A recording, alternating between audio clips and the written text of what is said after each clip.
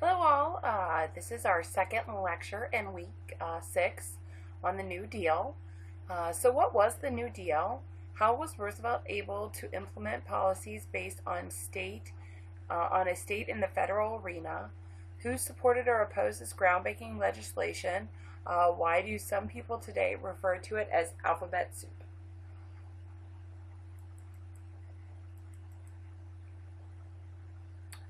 All but four states voted for Franklin Delano Roosevelt in 1932. It was a landslide victory, 472 electoral votes to Hoover's 59.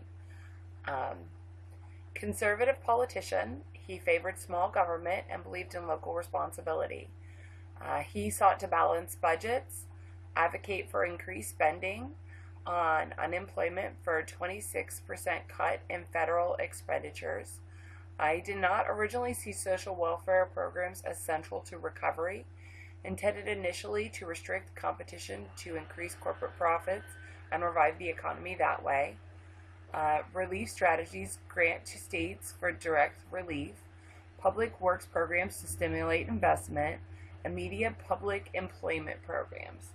Um, so I know that the New Deal is synonymous with big government and kind of a liberal government.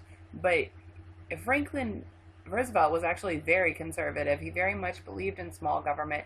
And not only did he believe in small government, but he actually had a lot of the same concerns about social welfare that some of the other people we've discussed up to this point did. That it would discourage competition and that it would encourage people not to work or search for their own employment. Um, but and as I said previously, he promised to balance the budget. But with that, he promised to remember the people were starving and to do that with compassion. The first 100 days, 1933, the Homeowners Loan Corporation helped with mortgages to forestall foreclosures, and the National Housing Act, loans for home repairs and new construction. The Federal Emergency Relief Administration, or FARA, Congress authorized funds, a shift of responsibility from local to federal authority, 500 million in direct grants to cities and states to administer. It required a social work staff. All funds handled by public, not private agencies, which is very important. It acknowledged unemployment was a nationwide issue. This was no longer something this city was experiencing, but this was something the entire country was experiencing. Um, it helped 3.5 million people in the first half of 1933. It required a public relief funds to be administered by public agencies. Individuals and private agencies had to be designated public officials. Trained investigators ensured no funds were distributed unless people were confirmed to be in need. Civil Workers Administration, the CWA, led by a social worker who had been successful with a similar program in New York. It provided 400 million to finance programs of civil projects. Not relief, but put more than 4 million people to work on municipal, state, and federal projects. Built or restored 500,000 miles of road, constructed 40,000 schools and 1,000 airports, hired 50,000 teachers to teach in rural schools or teach adults in the cities. It closed in 1934 because of fear about high costs and creating a permanent class of welfare recipients. The Public Works Administration, which was 1933 to 1939, overlapped the CWA but lasted longer. Built hospitals, courthouses, and schools. Built 2 aircraft carriers intended to stimulate the economy and consumer spending. Money spent slowly, so did not have the effect of stimulating the economy. The Agricultural Adjustment Act, the AAA. Farmers were desperate. Goal was to get control of production of basic commodities so farmers could regain purchasing power.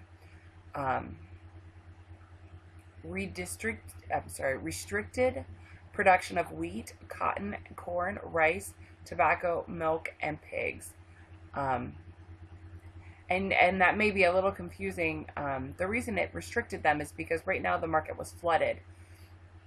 And because of that, farmers were getting basically nothing for their goods, and therefore they weren't really making any money, and not even enough to recover what they had invested into their crops. Um, there's a great disagreement and a controversy. Economics and farm leaders disagreed with the acts. General citizens were outraged when young pigs were slaughtered and cotton was plowed under. People were starving and without clothing, and this seemed like a waste. Tended to help large farms, but disastrous to sharecroppers and tenants, who were turned off of land when production was reduced. So basically, what would happen is you would have a large farmer who would own a large plot of land, and he would rent these sections out to tenant or sharecroppers. And what would happen is when he got money to plow under these fields, it was always the sharecroppers and the tenant farmers that got let go first. So he would let them go, get money for them, and then keep his own crops and sell those. So for him, it was good for the large farmer, but for the sharecroppers and the tenants, I mean, they often lost their homes and they were unemployed. Eventually ruled unconstitutional, but established the practice that the government should subsidize farms to limit production. Later, all federal agricultural credit agencies were consolidated into Farmers Credit Administration, authorized loans to avoid foreclosures, underwrite production costs, and regain lost property on easy credit terms.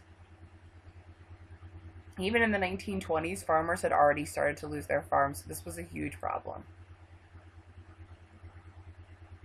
The National Industrial Recovery Act, the NIRA, helps businesses raise prices and control production and put people back to work. National Recovery Administration set a code of minimum wage and maximum hours, guaranteed labor rights to organize and bargain collectively. Supreme Court ruled it was unconstitutional in 1935.